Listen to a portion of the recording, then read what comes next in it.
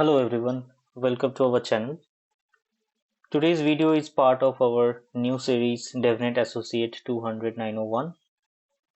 Today I'm going to show you how we can enable NETCONF over a Cisco IOXE device. To show that, we require a Cisco CSR virtual box and we will use GNS3 to run that box. So we have a local server available in our local network where we are running GNS3 and we are going to use a Cisco CSR 1000 virtual box over here. To get that Cisco CSR 1000 virtual box image, you need to register yourself as a service contract on Cisco website. So you can go to software.cisco.com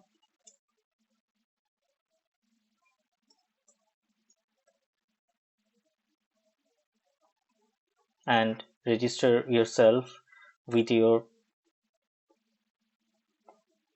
company ID, or if you have a small business, with your business contract. And from there you can go to download and upgrade software, access downloads, mention here CSR 1000 V series, go to IOXE software,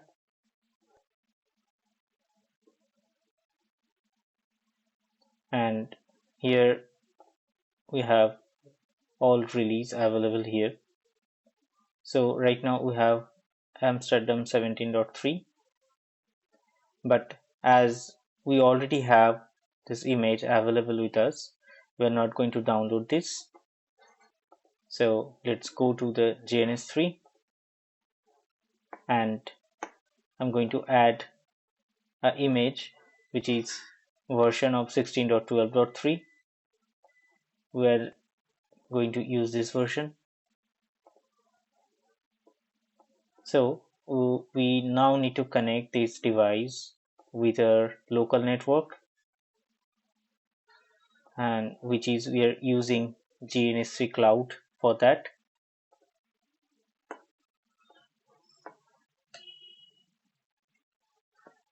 And let's start this device.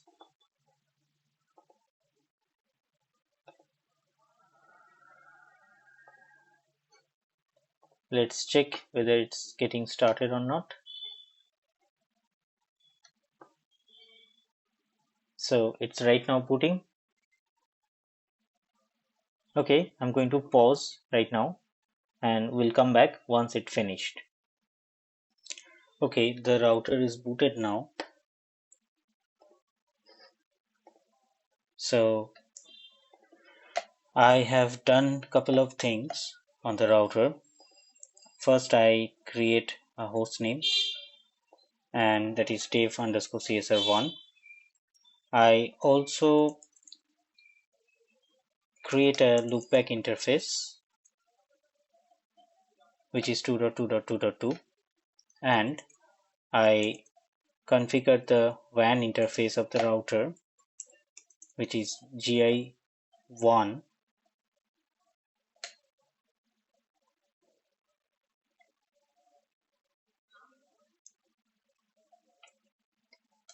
with IP address of DHCP. Because I have DHCP server enabled in my local network, so I prefer DHCP to assign an IP address on the router WAN interface. Next, what we need to do, we need to create a domain name for the router.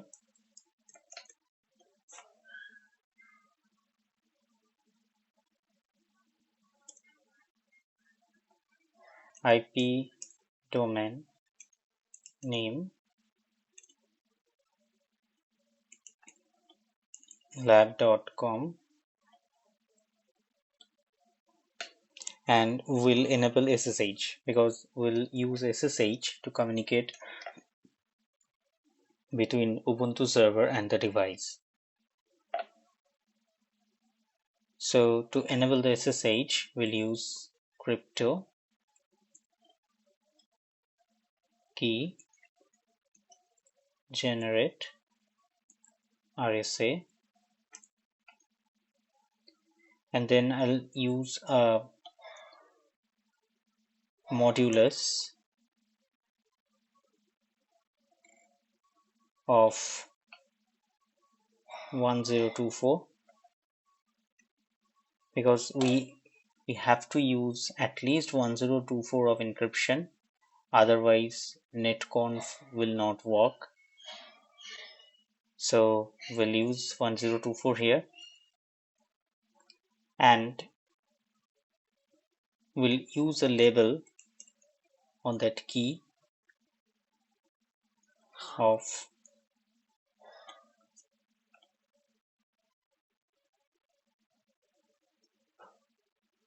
SSH. So you can see a couple of logs has been generated. So the SSH has been enabled now. If I check do IP SSH,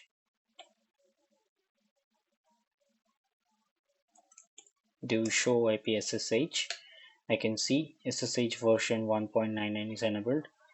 We can change it to IP SSH version 2. Now if I check, it's version 2.0.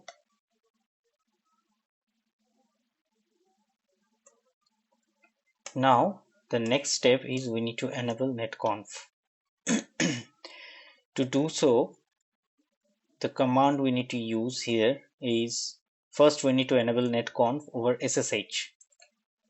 So that is NetConf, then SSH, and then we need to enable NetConf -young. So NetConf is also need to enable over young data model, and I also create a local username with highest privilege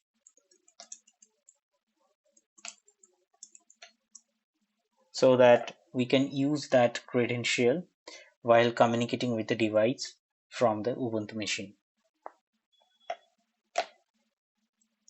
So we are pretty done now with this device. We can just save that.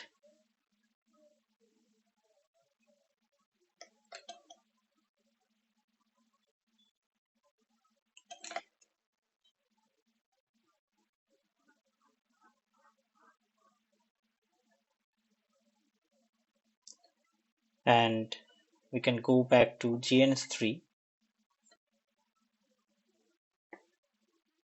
connect the link between the device WAN interface GI1 to the local internet over the GNS3 cloud. And if we go back to the device again,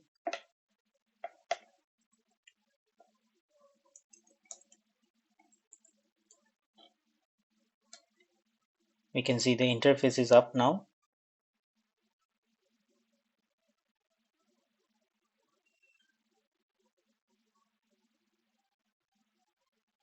And let's wait for DHCP to assign the IP address to this interface.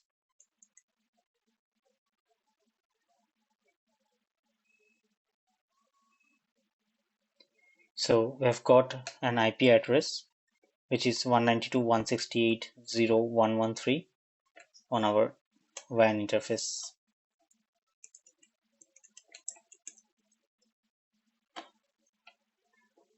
Okay, let's ping that IP from the Ubuntu machine. So we have that Ubuntu machine open up and we'll ping that 192.168.0.113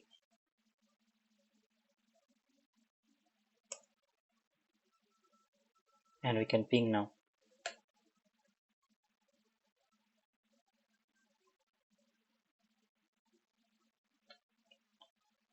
Then let's try to SSH that machine from this Ubuntu box. So we'll do SSH,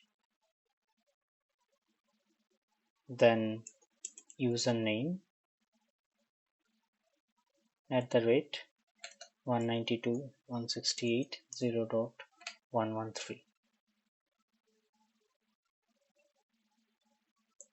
Okay, let's log into this device.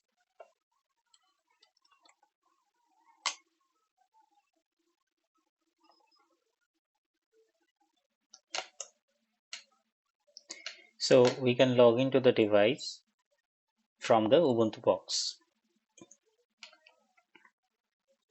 Now, to check the NETCONF, we need to go to the Ubuntu box again and we'll use NETCONF port 830, which is by default NETCONF port.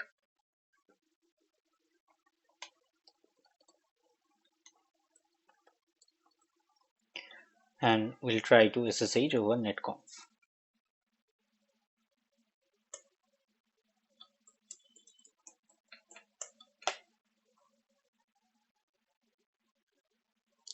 So you can see the connection established over the NETCONF and the device shared all its capabilities to the Ubuntu console.